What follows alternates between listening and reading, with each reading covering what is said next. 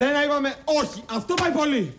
Μα να μην σου πω το πρόβλημά μου. Τι σόι φίλοι είμαστε. Ναι, κοπέλα μου, εντάξει, έκανα πίσω. Εντάξει, σε βοήθησα να τα φτιάξει με τον άλλον αφού αυτό ήθελες, αλλά τώρα να έρχεσαι να μου ζητάς. Να σε βοηθήσω και στα προβλήματα της σχέσης σας σε όχι. Αυτό πάει πολύ. Εσύ είπες ότι θες να με δεις ευτυχισμένη. Εντάξει, είπαμε και μια βλακεία, μην τη θέλουμε και κόμπο. Δηλαδή τι θέλεις τώρα, να με βλέπεις τα υποφέρω. Ναι, γιατί κάθομαι και σε βλέπω από μακριά και ξέρω ότι δεν μπορώ να σε έχω και αυτό πονάει. Πονάει πολύ. Και ώρες θέλω να σε βλέπω να υποφέρεις και εσύ λιγουλάκι, έτσι για να μάθεις τι θα πει να μην έχεις αυτό που θέλεις. Τι πράγμα? Ναι, γιατί κάθομαι και σε βλέπω και από μακριά και ξέρω ότι δεν μπορώ να σε έχω και αυτό πονάει. Βλέπω τα χείλη σου και ξέρω ότι δεν μπορώ να τα φιλήσω και αυτό πονάει. Και το μόνο που ξέρω είναι ότι μόνο να σου ονειρεύομαι μπορώ και αυτό πονάει ακόμα πιο πολύ. Ναι. Τώρα εσύ θα έλες από μέσα σου τι παρελαπίπες λέει τώρα ο Φλόρος. Όχι, εκφράσου ελεύθερα, μη σε διακόπτω.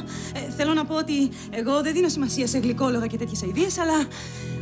Γιατί δεν μου τα έλεγες αυτά τόσο καιρό, Και να στα έλεγα τι θα γινότανε. Αφού εσύ θέλεις το Μίτσο που είναι αρσενικό βαρβάτο. Ότι είναι, αλλά δεν είναι αυτό το θέμα μας τώρα. Για συνέχισε. Γιατί δεν συνεχίζεις? Να συνεχίσω. Ναι. Πού ήμουνα?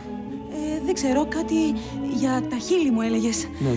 Όχι ότι έδινα σημασία, γιατί είπαμε εγώ σε αυτά δεν δίνω καμία σημασία. Για λέγε. Τι να πω. Εγώ το μόνο που θέλω είναι να σε αρπάξω και να σε φιλήσω. Και ας μου σπάσει και τα δυο χέρια, δεν με νοιάζει. Έλα μωρέ, μεταξύ φίλων τώρα.